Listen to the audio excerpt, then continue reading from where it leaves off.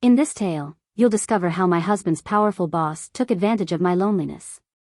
And how it destroyed everything. I never imagined my life would come to this.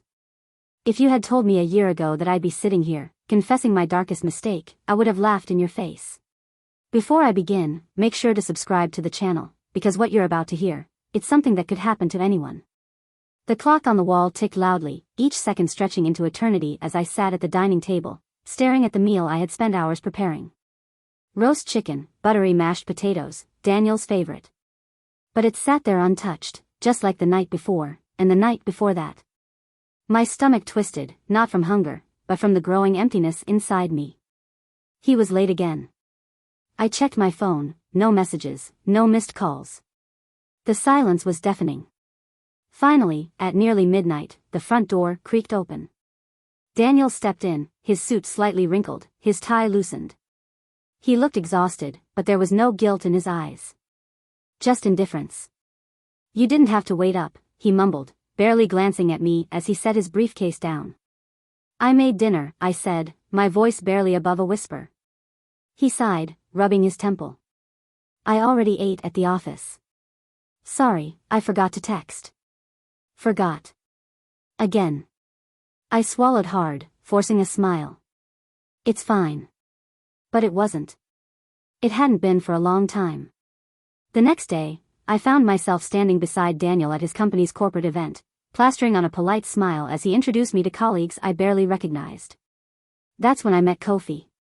Tall, confident, and effortlessly charismatic, Kofi commanded attention without even trying.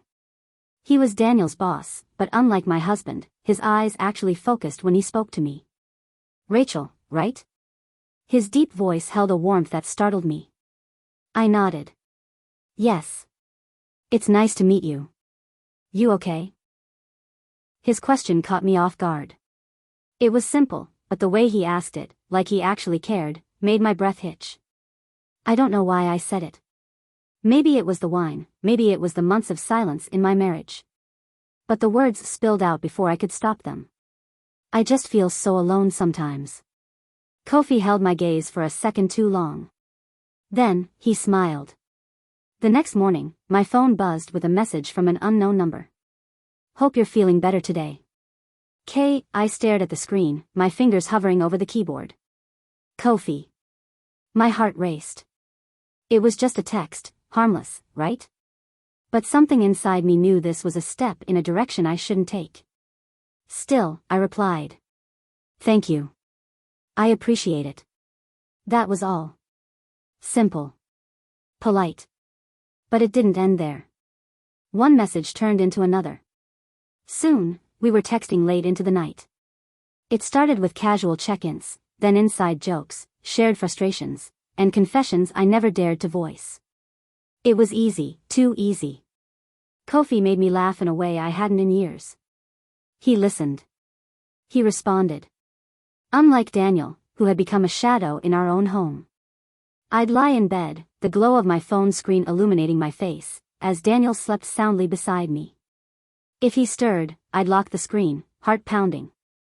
The guilt was there, a whisper in the back of my mind, but I ignored it. After all, I wasn't doing anything wrong. It was just talking. Just words. Until it wasn't. One evening, as I sat curled up on the sofa, smiling at a joke Kofi had sent, Daniel walked in.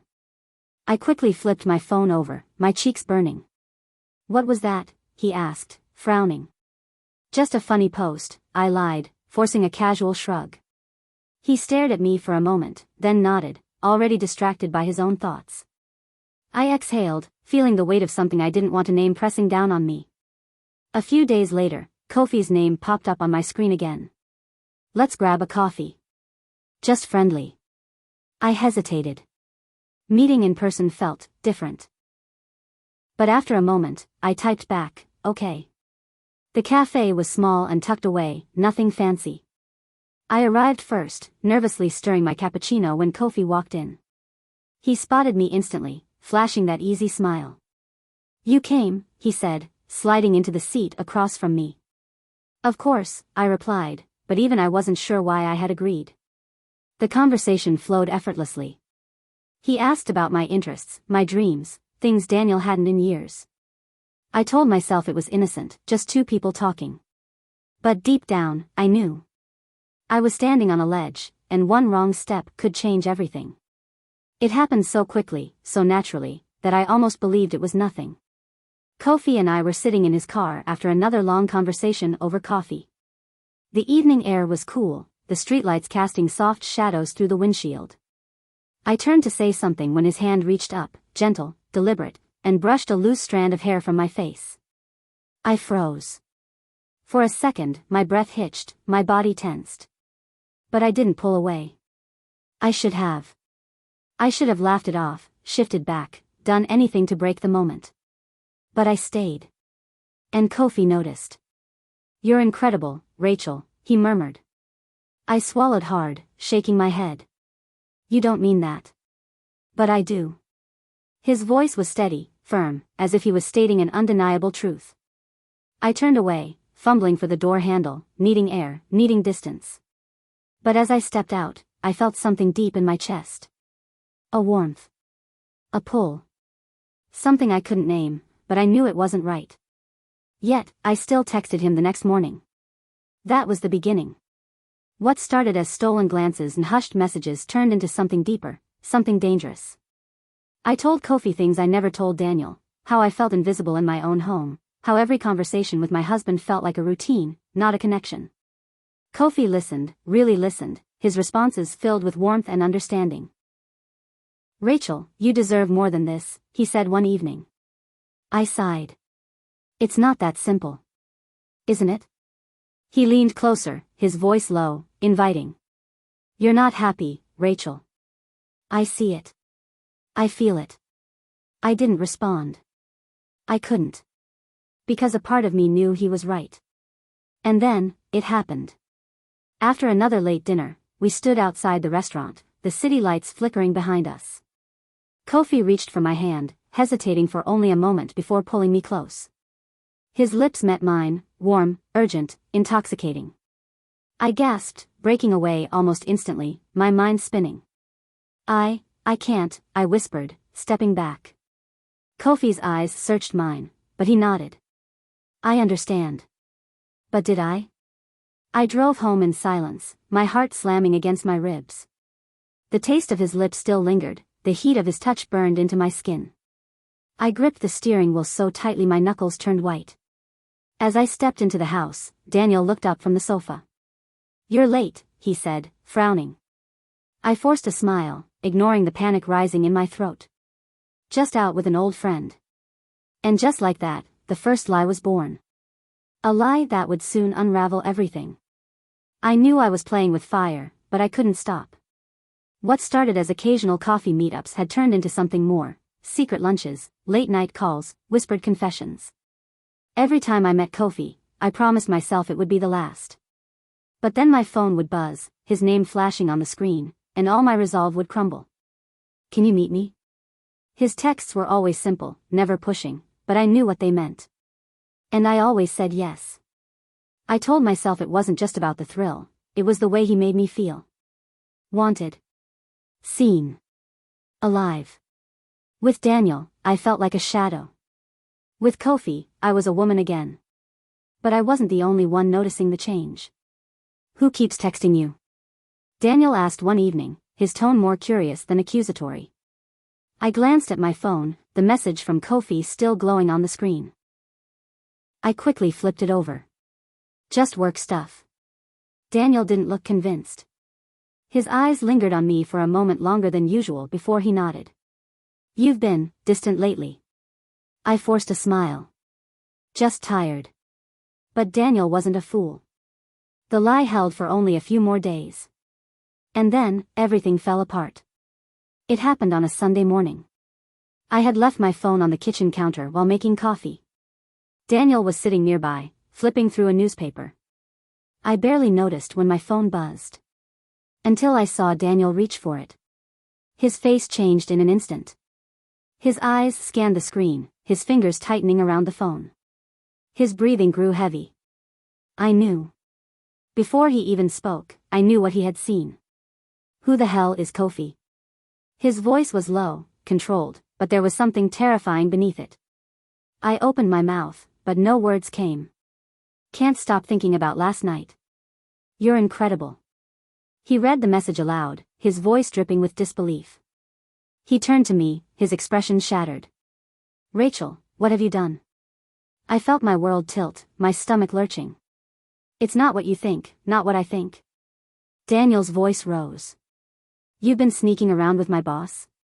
Lying to me? How long? I couldn't answer. Because I had no excuse, no justification. Only guilt, thick and suffocating.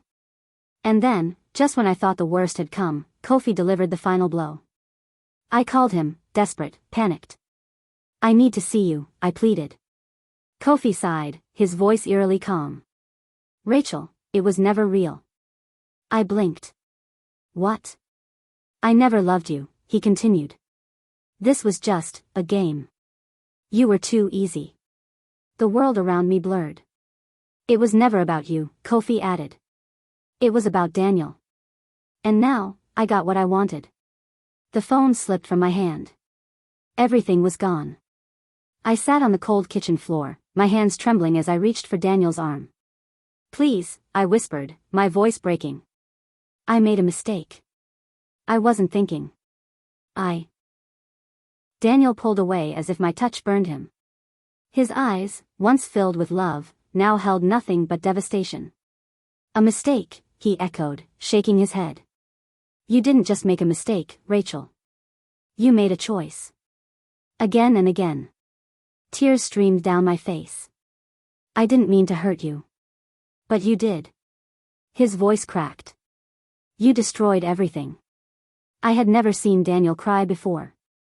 But in that moment, as his breath hitched and his fists clenched, I saw the pain I had caused. And it crushed me. Then, his expression shifted, anger melting into something colder. Resignation. I need you to hear something, he said, pulling out his phone. Confused, I watched as he played a voice recording. And the moment Kofi's voice filled the air, my stomach turned to stone. It was never about her, Daniel. She was just a pawn. You should have seen how easily she fell for it. I just had to give her a little attention, and she did exactly what I wanted. Now, everyone knows your wife cheated on you. Do you really think your company will trust you after this? My breath left me in a sharp gasp. Daniel's jaw tightened. You were never the target, Rachel. I was. He wanted to humiliate me, ruin my credibility, and you handed him everything he needed. I shook my head, my body trembling. No, I didn't know, but you still did it, Daniel cut in. You gave him the one thing that could destroy me. Silence. Daniel stepped back, his shoulders heavy with the weight of betrayal. I can't do this anymore. His voice was barely above a whisper. He walked away. And this time, I knew he wasn't coming back. I sat there for hours, replaying everything in my mind. Every moment of weakness, every lie, every time I ignored the guilt screaming at me to stop. And for what? A man who never cared. A fantasy that was never real. Slowly, I reached for my phone. Kofi's messages still lingered on the screen, taunting me. I pressed delete. One by one, I erased every message, every memory, every mistake. But some things couldn't be undone. Sometimes, the loneliness we feel isn't because of others, but because of the choices we make. And I had made mine.